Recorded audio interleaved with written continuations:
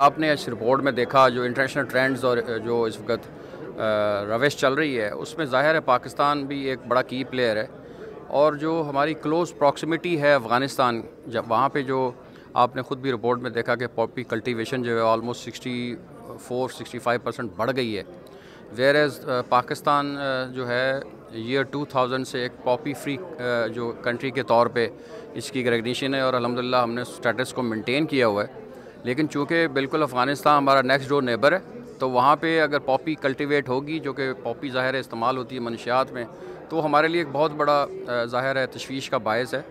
तो ये नवंबर में यहाँ एक इंटर मिनिस्ट्रियल मीटिंग हो रही है, एक ट्रायलैटरल, जिसके अंदर ईरान, पाकिस्तान और अफ़गानिस्तान हम उसके अंदर एक बना हुआ है एक सेटअप, जिसमें हमने वो मीटिंग यहाँ करनी है और हम यकीनन इस इशू को रेज़ करेंगे अफ़गानिस्तान के साथ। ऑलमोस्ट कोई 2600 किलोमीटर का जो बॉर्डर है, पोरस बॉर्डर है, कोई बॉर्डर मैनेजमेंट जितनी अच्छी होनी चाहिए वो है नहीं है। तो ये फैक्टर्स हैं जिसकी वजह से ज़ाहिर है मनशियात की जो जिस तरीके से एक चेक होना चाहिए बॉर्डर के ऊपर वो नहीं है।